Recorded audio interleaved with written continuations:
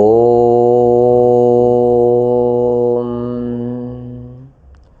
ఈరోజు వేదమంత్రము ఓం ఏ అగ్ని నేరయంతి తే వృద్ధా ఉగ్రస్య శవసః అపద్వేషో అపహ్వరో అన్యవ్రతస్య సచ్చిరే.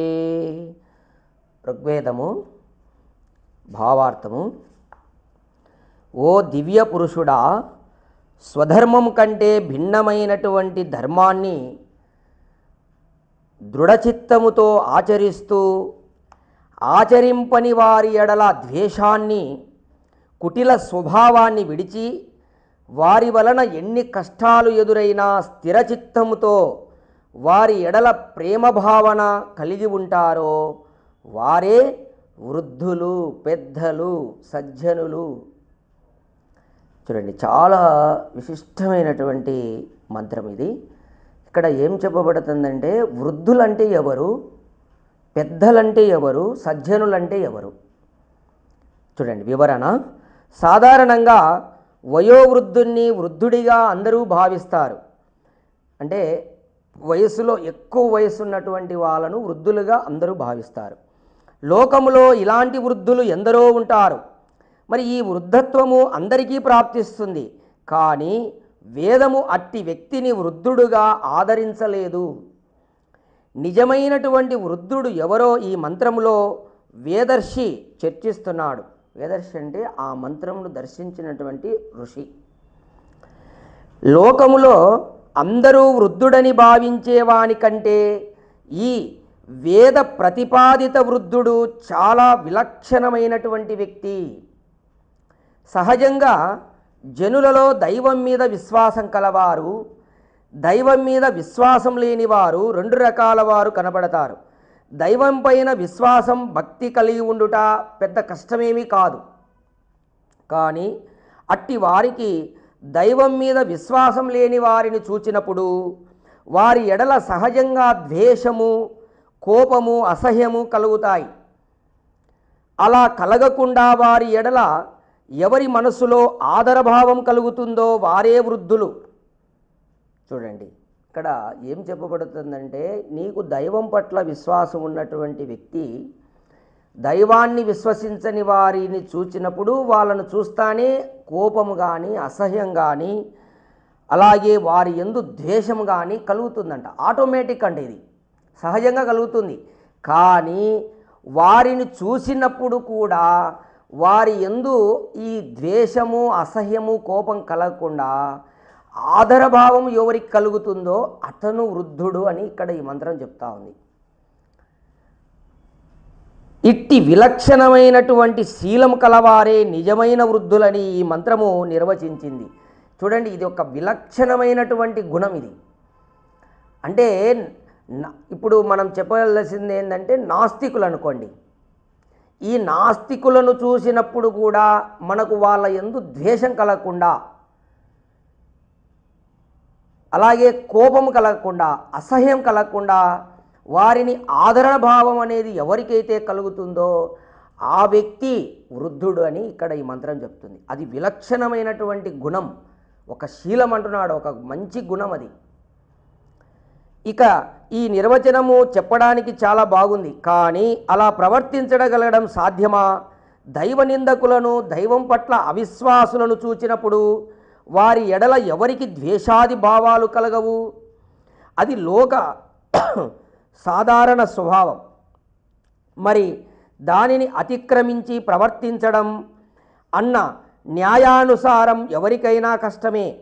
అయినా స్థిరబుద్ధితో వేద మతానుసారము దైవ ద్వేషులను సహితం కపటబుద్ధితో కాక సత్యముగా ప్రేమించే విషయంలో ఎన్ని కష్టాలైనా ఎదుర్కొని నిలిచేవాడే వృద్ధుడు.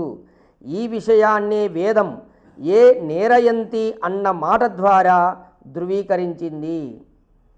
ఇంకా చూడండి, ఇక్కడ ఇది చెప్పడానికి చాలా బాగుంటుంది, కానీ దీన్ని ఆచరించడం చాలా కష్టము. అయితే ఈ ఆచరణ చేసేటప్పుడు ఎన్ని కష్టాలు ఎదురైనా కానీ ఈ విధంగా ఆచరించినటువంటి వాడు చాలా గొప్పవాడు అని చెప్పి ఇక్కడ ఈ మంత్రం చెప్తా ఉంది. అటువంటి వాడే నిజమైనటువంటి అట్లా నిలిచిన వాడే నిజమైన వృద్ధుడు అని చెప్తుంది. అంటే ఈ యొక్క దైవ నిందకులను, దైవం పట్ల అవిశ్వాసులను చూచినప్పుడు నీకు వాళ్ళ యందు అసహ్యం కలగకుండా వాళ్ళను ఆదరించడం అనేది ఉందే, అదే ఆ ఆదరించేటప్పుడు ఎన్ని కష్టాలైనా సరే నువ్వు ఎదుర్కోవాలంటుంది ఈ వేదమంత్రం. అట్లా ఎదుర్కొని నిలిచినటువంటి వాడే నిజమైనటువంటి వృద్ధుడు.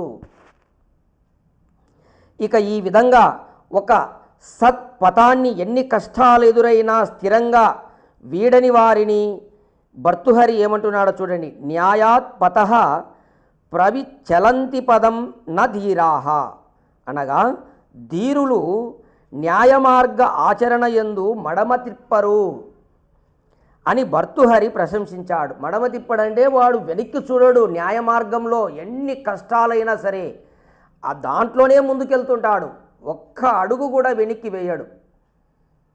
ఎవరు? ధీరుడు. భర్తృహరి చెప్తున్నాడు, ధీరుడు ఎన్ని కష్టాలు ఎదురైనా ముందుకే వెళ్తాడు.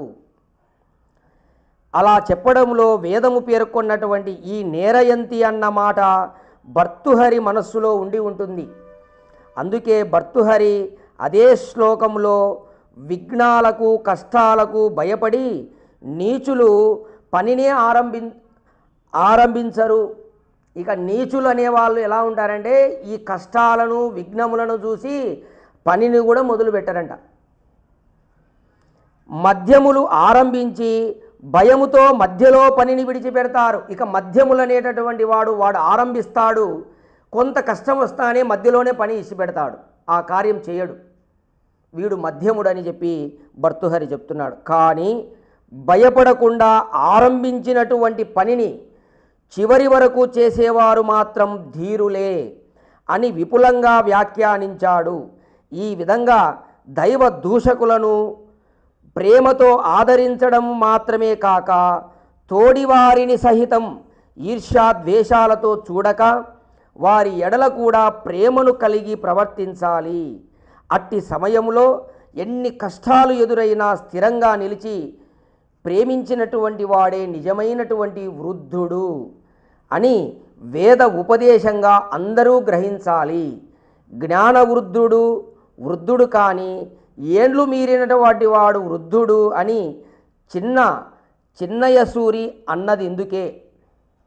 చిన్నయసూరి అని ఇంకొక ఆయన కవి, ఆయన కూడా ఇదే విషయాన్ని చెప్పాడు. జ్ఞానములో ఎవరైతే ఎక్కువ కలిగి ఉంటారో వాళ్ళను వృద్ధుడు అనాలి, కానీ వయసులో ఎక్కువ వయసున్న వాళ్ళను వృద్ధుడు కాదనే విషయాన్ని అక్కడ చిన్నయసూరి అనేటటువంటి వ్యక్తి కూడా ఈ విధంగా చెప్పాడు. కాబట్టి ఇక్కడ వేదాదేశం ఏమిటంటే, మనము వృద్ధులు అని ఎవరిని అంటారంటే వాళ్ళు ఎవరి ఎడల కూడా అసహ్యభావం ఉండదు, నాస్తికుల మీద కూడా ఉండదు, వాళ్ళను కూడా ఆదరిస్తారు, ప్రేమిస్తారు అని.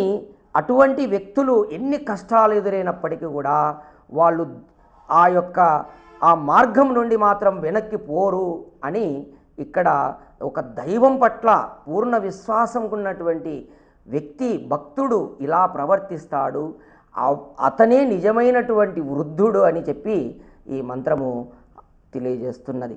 కావున ఈ విధంగా మనం వృద్ధులను పరిగణించాలి.